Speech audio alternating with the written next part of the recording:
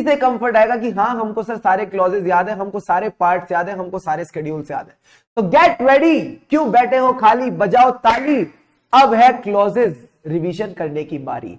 पहला सर सबसे पहले क्या आता है, सर सबसे पहले आता है फर्स्ट शेड्यूल। फर्स्ट शेड्यूल में हमने बात की थी पार्ट 1 की, पार्ट 2 की, पार्ट 3 की, पार्ट 4 की। पार्ट 1 किसकी बात करता था, पार्ट 1 बात करता था सीए इन प्रैक्टिस।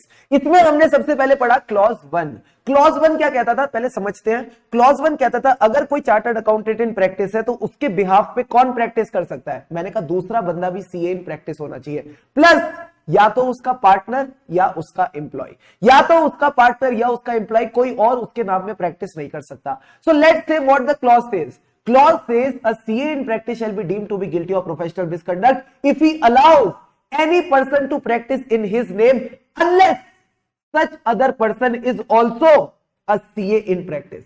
दूसरा बंदा भी CA in practice है and is in partnership with or employed by him। अगर उसका पार्टनर और एम्प्लॉय है तो फिर चल जाएगा। इस क्लॉज को लाया क्यों गया था सर, इस क्लॉज को लाया गया था to protect the public interest. कहीं ना कहीं पब्लिक का इंटरेस्ट प्रोटेक्ट करने के लिए from the unqualified accountants acting under the cover of qualified accountants.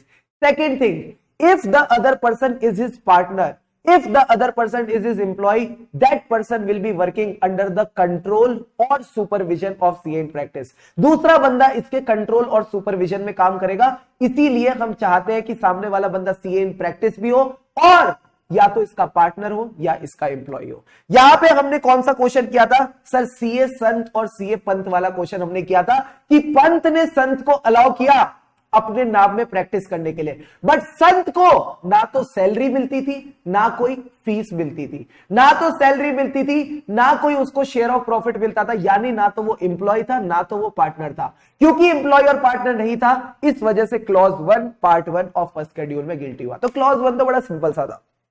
फिर हम क्लॉज 1 के बाद गए क्लॉज नंबर 12 पे। सर क्लॉज 12 क्या कहता है, a CA in practice shall be deemed to be guilty of professional misconduct. कब, if he allows a person to practice in his name। और क्या बोल रहे हो सर, क्लॉज 12 में प्रैक्टिस इन द नेम नहीं था, साइनिंग था। तो if he allows a member of ICI not in practice, अगर आपने किसी ऐसे पर्सन को अलाउ कर दिया जो मेंबर ऑफ आईसीआई प्रैक्टिस में नहीं है या फिर वो आपका पार्टनर नहीं है, किस चीज के लिए अलाउ किया, to sign on his behalf और बिहाफ ऑफ हिज फर्म। क्या साइन करने के लिए अलाउ किया है, फाइनेंशियल स्टेटमेंट्स और रिपोर्ट। एंड फाइनेंशियल स्टेटमेंट्स में क्या आता है सर, फाइनेंशियल स्टेटमेंट्स में आती है बैलेंस शीट और पीएनएल। ये चारों चीजें अगर आपने साइन करने के लिए अलाउ करी तो दिक्कत हो जाएगी। बट एक बात बताओ दिल पे हाथ रख के, कई ऐसे रूटीन मैटर्स होते हैं जिनको अपन डेलीगेट कर सकते हैं। क्या उनको मैं डेलीगेट कर दूं, कहते हैं करो। अगर टैक्स रिप्रेजेंटेशन के लिए जाना है, routine representation before tax authorities है, कर सकते हो। उसका सेक्शन क्या था, उसका सेक्शन क्या था, जो टैक्स रिप्रेजेंटेशन है उसका सेक्शन क्या था सर, सेक्शन 288। तो सेक्शन 288 में जो टैक्स रिप्रेजेंटेशन है उसको डेलीगेट करो। क्लाइंट से इंक्वायरी करनी है, क्लाइंट से बातें पूछनी है, उसको डेलीगेट करो। कोई झंझट नहीं है, जितने भी रूटीन मैटर्स है आप उनको डेलीगेट कर सकते हो, कोई दिक्कत की बात नहीं। Do it wholeheartedly. Got the point, yes sir. फिर अपना 3 क्लॉज अपन ने साथ साथ पढ़े थे सर, क्या थे 2, 3, 4। 2, 3, 4 3 क्लॉजेस अपन ने साथ साथ पढ़े थे। सर 2 क्या कहता है, 2 बड़ी सिंपल सी बात कहता था, जो भी आप कमाओ उसका शेयर किसी को मत दो। यानी a CA in practice shall be deemed to be guilty of professional misconduct if he pays or allows, if he pays or allows or agrees to pay or allow any share com bro, any share com bro, any share commission or brokerage in the fees or profits to any person.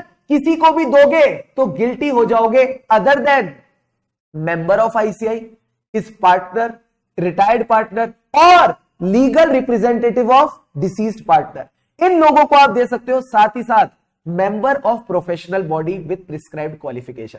जो members of professional body with prescribed qualification उनको भी दे सकते हो। Sir इसका क्या मतलब था, members of professional body with prescribed qualification यानी हमारे भाई बंधु, कंपनी सेक्रेटरी हो गया, सीएमए हो गया, AAA advocate architect actuary, advocate architect actuary.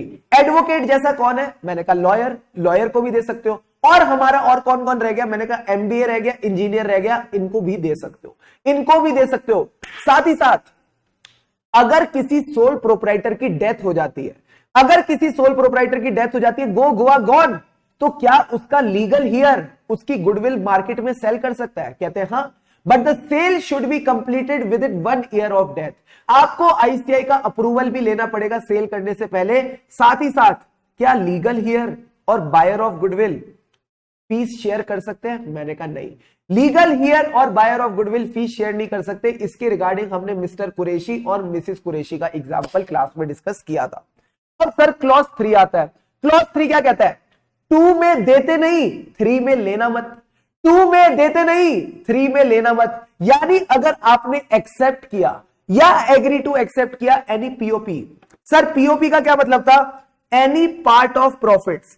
अगर आपने कोई भी पीओपी एक्सेप्ट किया of the professional work of a person who is not a member of ICI, तो बाबू आप यहां पे क्लॉज 3 में गिल्टी हो जाओगे। सर एक बात बताओ, जिनके साथ क्लॉज 2 में शेयर कर सकते हैं, क्या उनसे क्लॉज 3 में ले भी सकते हैं? मैंने कहा हाँ, जिनको आप क्लॉज 2 में शेयर कर सकते हो उनसे आप क्लॉज 3 में ले लो, कोई दिक्कत की बात नहीं है। अब एक बात बताओ, आईसीआई ने क्या कहा? सर आईसीआई ने कहा पार्टनरशिप्स बढ़ती जा रही है। तुम लोग पार्टनरशिप का गलत फायदा उठा रहे हो क्लॉज 2 और 3 में, तो 4 में क्या किया? पार्टनरशिप पे बैंड लगाई। इन्होंने 4 पे क्या किया? पार्टनरशिप की बैंड बजाई। यानी अगर आपने पार्टनरशिप एंटर करी इन और outside India with a member in practice, with any person other than a member in practice or such person who has a membership of professional body or with prescribed qualification, या फिर ऐसी qualification है that is permitted by COC। Sir ऐसी qualification है that are recognized by COC। COC का क्या मतलब है? सेंट्रल गवर्नमेंट और council for the purpose of permitting such partnership. तो फिर आप यहां पे गिल्टी हो जाओगे, तो फिर आप यहां पे गिल्टी हो जाओगे। अब साथ साथ बताना क्लॉज 4 में सर दिक्कत कहां आई थी? क्लॉज 4 में दिक्कत आई थी जब हमने एक एग्जांपल पढ़ा था। उस एग्जांपल पे बंदे ने पार्टनरशिप में तो एंटर किया बट साथ साथ बिजनेस भी कर रहा था। पार्टनरशिप में तो एंटर किया बट साथ साथ बिजनेस भी कर रहा था। तो बिजनेस के लिए कौन सा क्लॉज ट्रिगर होगा? बिजनेस के लिए कौन सा क्लॉज ट्रिगर होगा? फटाफट बताओ, देखते हैं कौन सा बच्चा बताता है। Which clause gets triggered in case of a business?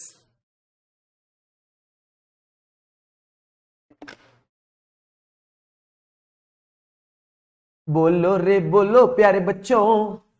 11। एक बार चार्टर्ड अकाउंटेंट बन गए तो कोई ऑक्यूपेशन और बिजनेस नहीं कर सकते, कोई और ऑक्यूपेशन और बिजनेस नहीं कर सकते। तो आ जाओ, दुन दुन दुन दुन दुन दुन दुन। क्लॉज 11। सर क्लॉज 11 का मतलब क्या था? A CA in practice shall be deemed to be guilty of professional misconduct if he engages in any occupation or business other than that of chartered accountancy। ठीक है। Can he become a director of a company? Answer is yes, but not a MD और WTD। Plus director उसी company के जिसमें आपका partner auditor नहीं है, जिसमें आपका पार्टनर ऑडिटर नहीं है। साथ ही साथ आईसीआई ने एक बात बोली थी, उन्होंने कुछ परमिशंस दिए, जनरल परमिशन और स्पेशल परमिशन। क्या हम जनरल और स्पेशल का थोड़ा गेम खेल सकते हैं? हाँ सर खेल सकते हैं।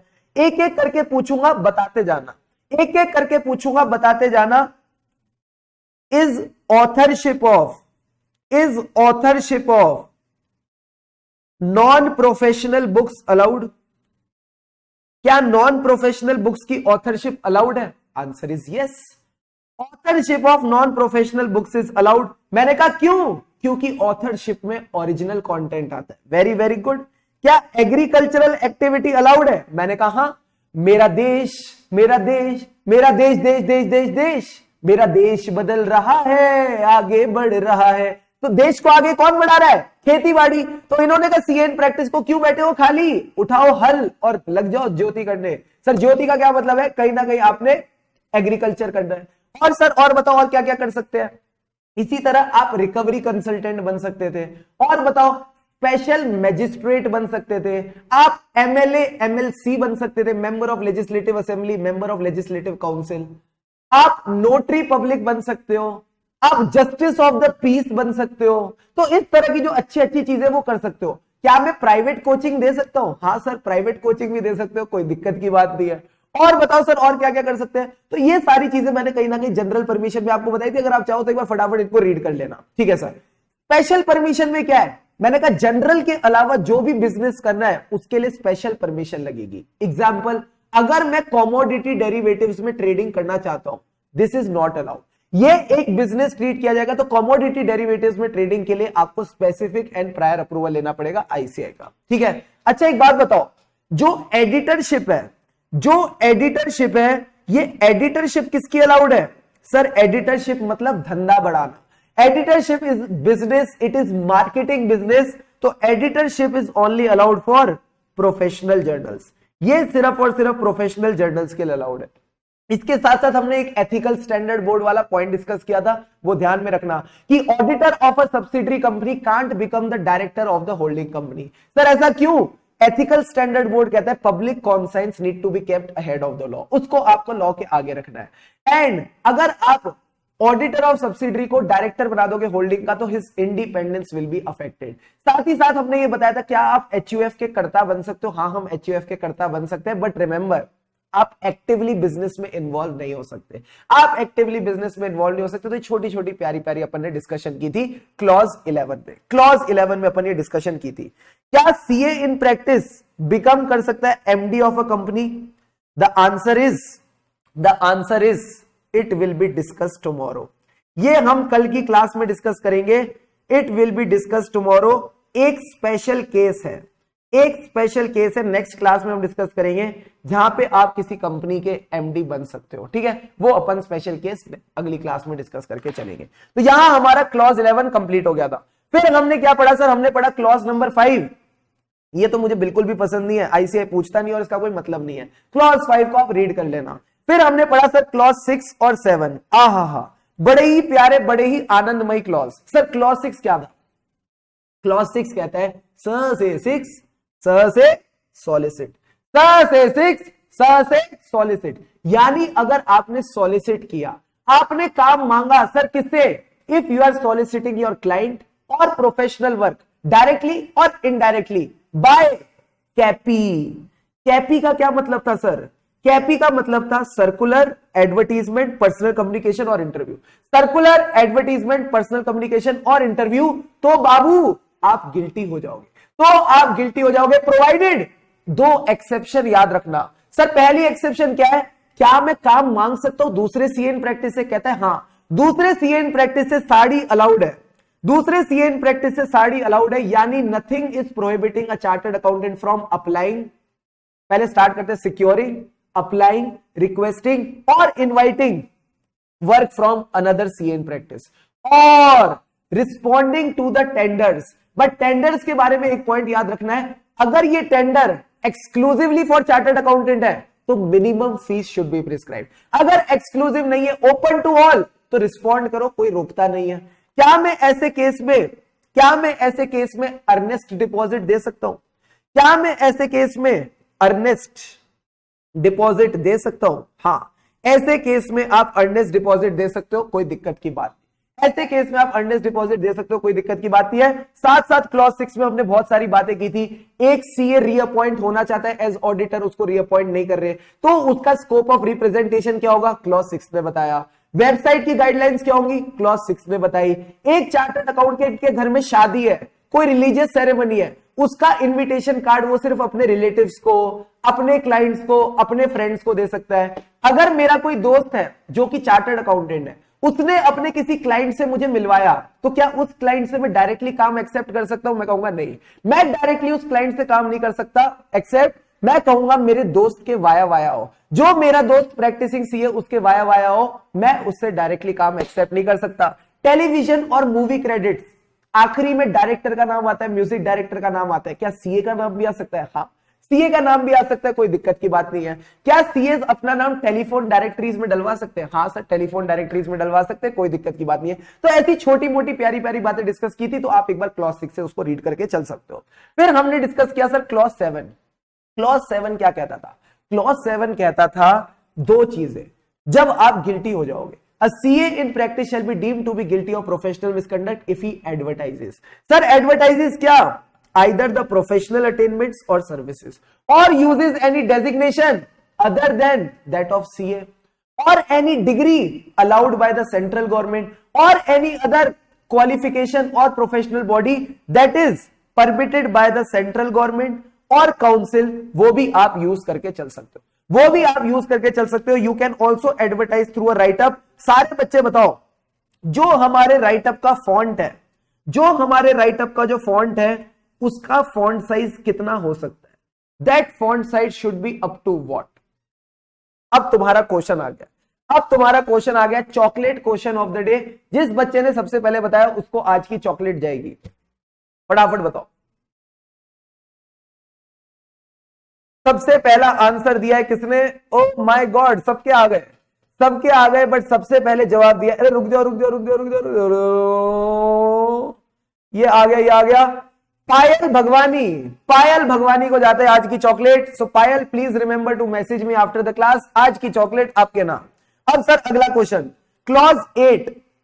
क्लॉज 8 क्या कहता था सर? क्लॉज 8 कहता था कम्युनिकेट। उससे पहले क्लॉज 7 में एक बात रह गई, ये जो डेजिग्नेशन है सीए की, ये कहां कहां, इसके अलावा जो डेजिग्नेशन है वो आप यूज नहीं कर सकते। बट कौन सी डेजिग्नेशन है जो यूज कर सकते हो? Sir 2 designations are allowed.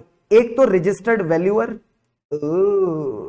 दूसरी डेजिग्नेशन क्या थी? दूसरी थी इंसॉल्वेंसी प्रोफेशनल। ये इंसॉल्वेंसी प्रोफेशनल भी अलाउड है। CPA as a designation is not allowed, but 3 CPA allowed है sir. CPA Ireland, SAICA, South Africa institute of chartered accountants, plus England and blue Wales. England and Wales blue well नहीं है sir, वो England and well है। इनको भी कहीं ना कहीं आप यूज कर सकते हो, इनको भी कहीं ना कहीं आप यूज कर सकते हो। तो प्लीज इन प्यारे प्यारे पॉइंट्स को ध्यान में रख के चलना। अच्छा एक सवाल और, एक सवाल और, जब इतनी प्यारी रिवीजन चली रही है तो एक बात और बताओ। एक चार्टर्ड अकाउंटेंट किसी कंपनी में काम करता है, उस कंपनी ने क्या किया सर? उस कंपनी ने प्रोस्पेक्टस निकाली। उस प्रोस्पेक्टस में उसने क्या किया सर? उसने लिखी सीए की एक्सपर्टीज, उसकी स्पेशलाइजेशन, उसकी नॉलेज। क्या ये सीए गिल्टी होगा? हां सर हां, this CA will be guilty. मैंने कहा which clause? Sir under 2 clauses 7 and 6, 6 and 7 दोनों में गिल्टी होगा। ये आईसीआई ने अपने स्टडी मटेरियल के एग्जांपल्स में दे रखा है। प्लीज इस बात को ध्यान रखना, ये भी अपन ने क्लास में डिस्कस किया था, ये भी अपन ने क्लास में डिस्कस किया था। 6 and 7 दोनों आएंगे। प्लीज रिक्वेस्ट, इस पॉइंट को अपन ध्यान में रख के चलेंगे। क्लियर है बॉस? Yes sir. क्या प्यारी रिवीजन हो रही है, क्या प्यारी रिवीजन हो रही है, दिमाग के ताले खुल रहे हैं सर। अब बताओ, क्लॉज 8, 8 माने कम्युनिकेट, 8 माने कम्युनिकेट। सर कम्युनिकेट का क्या मतलब है? A CA in practice shall be deemed to be guilty of professional misconduct if he accepts an audit without first communicating with the previous auditor who was a chartered accountant। बिना पिछले auditor से communicate करें अगर आपने audit accept कर लिया तो बाबू आप गिल्टी हो जाओगे। सर हमें कम्युनिकेट क्यों करना है? It is your professional obligation and it is your professional duty. ये आपकी प्रोफेशनल ड्यूटी है, प्लस आपका प्रोफेशनल, एक वर्ड और था, प्रोफेशनल ड्यूटी है एंड ड्यूटी के साथ एक और पॉइंट था, बड़ा अच्छा वर्ड था। क्या वर्ड था सर वो? ड्यूटी है and professional courtesy, courtesy courtesy courtesy. इतने प्यारे प्यारे अंग्रेजी शब्द झड़क रखे ना, मजा आ जाता है सर। प्रोफेशनल ड्यूटी है, प्रोफेशनल कर्टेसी है, ये जानना कोई रीजन तो नहीं है that you should not accept the audit. Sir what can be the reason of not accepting the audit? हो सकता है पुराने ऑडिटर की अनडिस्प्यूटेड फीस पेड ना हो सकता है कंप्लायंस ना हो विद सेक्शन 139 140, हो सकता है क्वालिफाइड ओपिनियन हो। क्या क्वालिफाइड ओपिनियन का ये मतलब था ऑडिट एक्सेप्ट नहीं करेंगे? मैंने कहा नहीं। आप ये चेक करो पुराने ऑडिटर का एटीट्यूड इशू तो नहीं था। If there was a issue with the पुराना ऑडिटर एटीट्यूड देन तो आप एक्सेप्ट कर लो। बट अगर उसने ऑडिट रिपोर्ट क्वालिफाई करी for just and valid reason, उसने जस्टिफाइड और वैलिड रीजन की वजह से ऑडिट रिपोर्ट क्वालिफाई की थी, then you should not accept the audit. But remember there is no rule written or unwritten that you should accept the audit or not. You should consider the full facts and circumstances। Sir 4 तरीके बताओ जो ICI accept करता है communicate करने के। 2 देसी तरीके, 2 विदेशी तरीके। बोलो मेरे साथ, 2 देसी तरीके, 2 विदेशी तरीके। सर देसी तरीके क्या है? आरपीएडी। आरपीएडी मतलब registered post with acknowledgement due. दूसरा देसी तरीका है जाके बाय हैंड दे दो, रिटर्न एक्नॉलेजमेंट ले लो। विदेशी तरीके क्या है? By email. सर ईमेल किस पे? Email ID registered with ICI और last known official email ID of that person. दूसरा यूडिन वाला तरीका है, ये आपने 4 तरीकों से आप उसके साथ कम्युनिकेट करके चल सकते हो। ये बातें हमने कहीं ना कहीं क्लॉज 8 में करी थी। फिर अपन आ गए क्लॉज 9। क्लॉज 9 का क्या मतलब था? Compliance with section 139 and 140। अगर आपने compliance with section 139 and 140 check नहीं करी और ऑडिट एक्सेप्ट कर लिया तो क्लॉज 9 में गिल्टी हो जाओगे। तो क्लॉज 9 में गिल्टी हो जाओगे। And the last clause that we discussed of part 1 of first schedule, जो सबसे बड़ा पार्ट है, दैट वाज क्लॉज 10। क्लॉज 10 यानी कंटिंजेंट। आपकी जो फीस है, it can not be based on the percentage of profits, it can not be contingent upon the findings और result of your work. But remember, there are some exception, there are some exception. Sir exception क्या है? Cooperative society का audit कर रहे हो, आप receiver और liquidator हो, आप रजिस्टर्ड वैल्यूअर हो, आप फंड रेजिंग सर्विस दे रहे हो, आप मैनेजमेंट कंसल्टेंसी सर्विस दे रहे हो, आप कॉस्ट ऑप्टिमाइजेशन सर्विस दे रहे हो, इस तरह की अगर सर्विसेज दे रहे हो, साथ ही साथ आप इंसॉल्वेंसी प्रोफेशनल हो या नॉन सर्विसेज दे रहे हो। सर नॉन का क्या मतलब है? Non assurance service to a non audit client. Non assurance service to a non audit client, तो भी ये सारी की सारी सर्विसेज चल जाएंगी। Please remember the regulation number 192। Please remember the regulation number 192। इसके बाद तो फर्स्ट शेड्यूल में कुछ बचा ही नहीं था। पार्ट 2 में क्या आता है सर? पार्ट 2 में क्लॉज 1 और क्लॉज 2। क्लॉज 1 कहता है जो भी आपको एमोलूमेंट ऑफ एम्प्लॉयमेंट मिलते हैं, जो भी आपको एमोलूमेंट ऑफ एम्प्लॉयमेंट मिलते हैं, उसमें से आप किसी को शेयर नहीं दोगे। So if you are paying और allowing, if you are paying or allowing or agreeing to pay or allow directly or indirectly to any person any share in the emolument of the employment, तो बाबू आप clause 1 में guilty हो जाओगे। Clause 2 क्या कहता है? जिस कंपनी, जिस फर्म या जिस पर्सन के अंडर आप एम्प्लॉयड हो, उसने अगर किसी लॉयर को अपॉइंट किया है, किसी एजेंट को अपॉइंट किया है, किसी ब्रोकर को अपॉइंट किया है, किसी सीए को अपॉइंट किया है, या उसका कोई कस्टमर है, तो आप उससे एनी पार्ट ऑफ एफपीजी नहीं ले सकते। Sir any part of FPG का क्या मतलब है? Any part of fees, any part of profits और एनी पार्ट ऑफ गेन्स नहीं ले सकते in the form of commission और gratification. In the form of commission और gratification, this is not allowed. ये हम अलाउ नहीं करेंगे, हरगिज नहीं करेंगे। पार्ट 3 का क्या मतलब था? पार्ट 3 तो बड़ा सिंपल पार्ट था। एफ।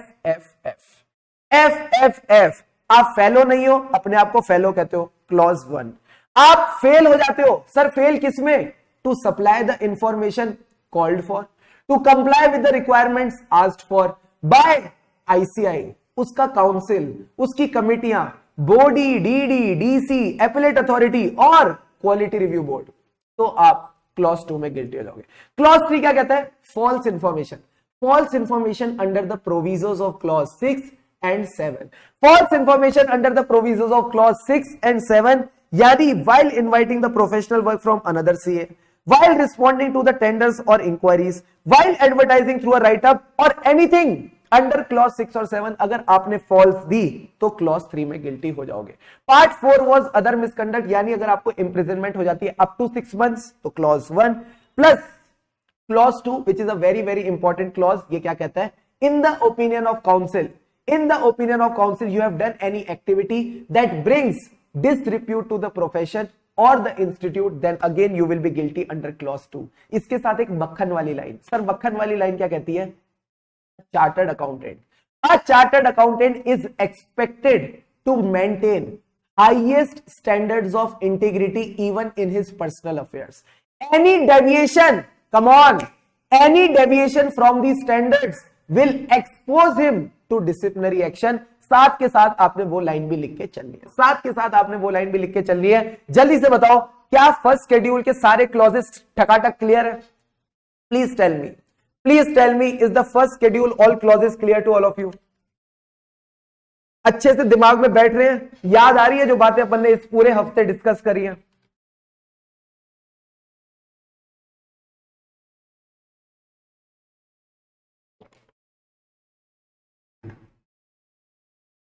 ऑल राइट सर, हफ्ते में 4 शनिवार होने चाहिए। अब आता है सर सेकंड शेड्यूल, हौले हो जाएगा, बहुत छोटा सा शेड्यूल है, फटाफट हो जाएगा। देखो क्या कहता है सेकंड शेड्यूल का पार्ट 1। किसकी बात करेगा? सीए प्रैक्टिस की। सबसे पहले बात करेंगे सर क्लॉज 1 की। क्लॉज 1 क्या कहता था?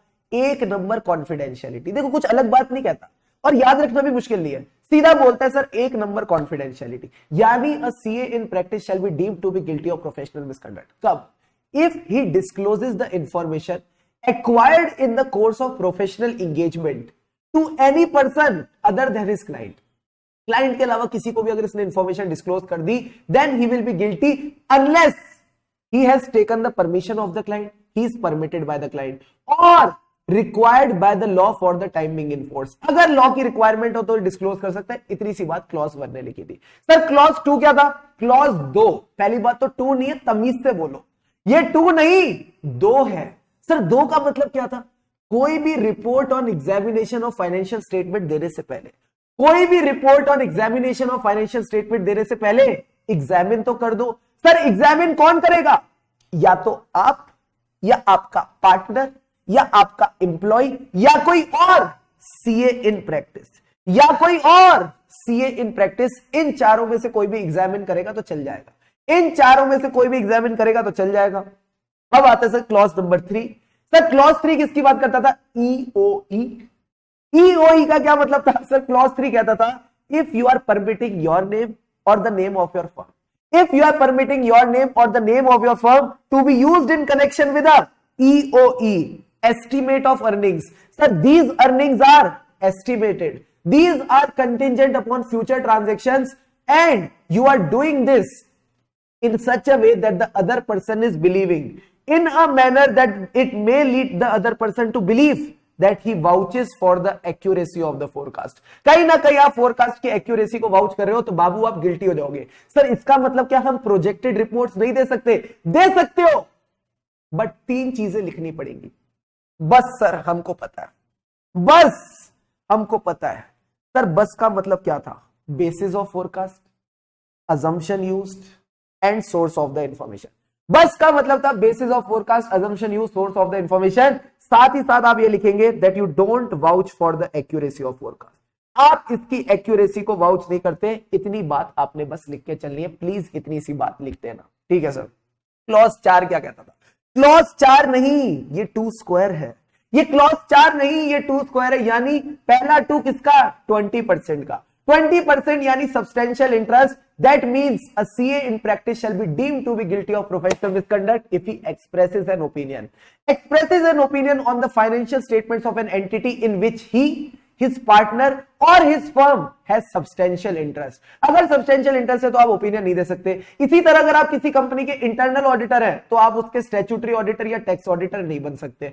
और अगर आप किसी कंपनी में डायरेक्टर हैं और एज अ डायरेक्टर आपने कंपनी से रिजाइन किया तो इस ब्रेकअप के बाद कितने साल लगेंगे ओवरकम करने में? मैंने कहा 2 साल लगेंगे ओवरकम करने में, 2 साल लगेंगे रिबाउंड करने में। तो सर 2 साल का क्या मतलब है? 2 इयर्स का कूलिंग पीरियड लगेगा, 2 इयर्स का कूलिंग पीरियड लगेगा after you resign from a company as a director. 5 और 6 एक जैसे थे। सर 5 और 6 एक जैसे क्या थे? 5 में था failure to disclose a material fact, failure to disclose a material fact known to him that is not appearing in the financial statements and disclosure of which is necessary to make the financial statement not misleading when he is associated in the professional capacity. And 6 क्या कहता था? Failure to report a material misstatement. Again, it is known to him and he is associated with the financial statement in professional capacity. अगर disclosure missing है तो 5 and अगर material misstatement है तो 6। ये पॉइंट आपने याद रखने हैं एंड दोनों ही पॉइंट में इसको सब पता है, दोनों ही पॉइंट में इसको सब पता है। तो इतनी सी बात अपन ध्यान में रखेंगे। क्लॉज 7 क्या कहता था? सर क्लॉज 7 कहता था हमको हफ्ते में कितने दिन एक्सरसाइज करनी चाहिए? 7 दिन एक्सरसाइज करनी चाहिए। अगर एक्सरसाइज नहीं करेंगे तो क्लॉज 7 में गिल्टी हो जाएंगे, यानी CA in practice shall be deemed to be guilty of professional misconduct under clause 7 when he does not exercise due diligence और is grossly negligent in the conduct of his duties। Sir इसके साथ मक्खन वाली line क्या थी? इसके साथ मक्खन वाली लाइन बड़ी सिंपल थी। When is this clause attracted? This clause is attracted when it is necessary to judge। जब जरूरी हो जाता है जज करना whether the chartered accountant has reasonably and diligently discharged his duties। क्या इसने अपना काम तौर तरीके से किया है या नहीं। दूसरा,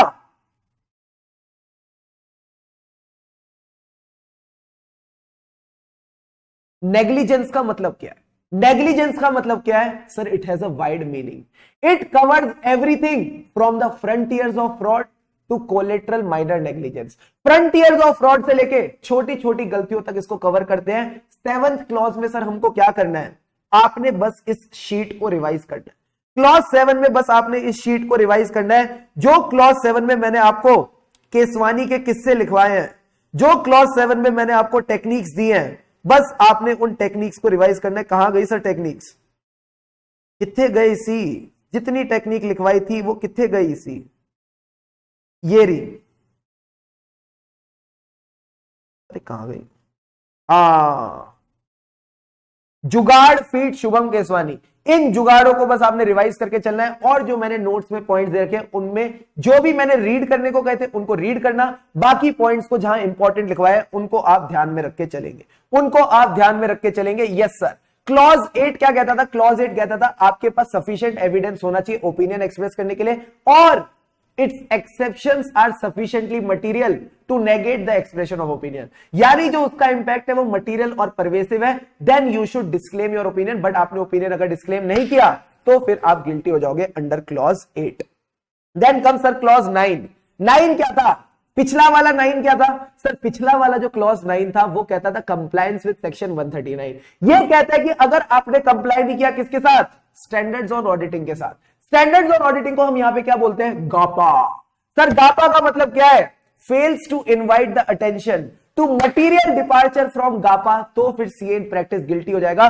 सर गापा मतलब generally accepted procedure on auditing. इसके हमने 3 स्पेशल पॉइंट भी डिस्कस किए थे। पहला स्पेशल पॉइंट क्या था? पहला पॉइंट कहता है किसी भी लिस्टेड एंटिटी का ऑडिट करने के लिए पीयर रिव्यू सर्टिफिकेट होना चाहिए। दूसरा पॉइंट क्या कहता है? जो भी रिपोर्ट और सर्टिफिकेट हो उस पे आपका एफआरएन और एमएन होना चाहिए, फर्म रजिस्ट्रेशन नंबर और मेंबरशिप नंबर। तीसरा पॉइंट क्या डिस्कस किया था? तीसरा पॉइंट था 1 दिन 2 दिन यूडिन। सर यूडिन का क्या मतलब है? कोई भी रिपोर्ट और सर्टिफिकेट साइन करोगे तो यूडिन मेंशन करना जरूरी है। यूडिन मेंशन करना जरूरी है। 3 प्यारी प्यारी बातें बताई थी, इनको याद रखना। स्पेशल पॉइंट्स करके लिखवाए हैं, स्पेशल पॉइंट्स करके लिखवाया नोट्स में, इनको मत भूल जाना।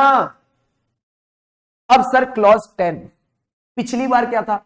जो हमारी फीस है वो कंटिंजेंट नहीं हो सकती, जो हमारी फीस है वो परसेंटेज ऑफ प्रॉफिट के बेसिस पे नहीं हो सकती। मैं कहता हूं क्या सर? फीस के अलावा जो भी क्लाइंट पैसे दे, फीस के अलावा जो भी क्लाइंट पैसे दे उसको आपने सेपरेट बैंक अकाउंट में रखना है। यानी if you are failing to keep the money of the client other than your fees और the money which is required to be expended within reasonable time, मतलब अगले 10-15 दिन में आपने वो खर्चा करना है, उसके अलावा जो भी क्लाइंट का पैसा है, if you are failing to keep in a separate bank account और using it within reasonable time, तो बाबू आप गिल्टी हो जाओगे। इसमें एक पॉइंट याद रखना, जो एडवांस मनी है that advance money is out of the scope of this clause, वो आप अपने अकाउंट में रखो क्योंकि आपकी फीस है। That advance fees is yours, so you can keep it in your personal bank account. फिर हमने डिस्कस किया सर पार्ट 2।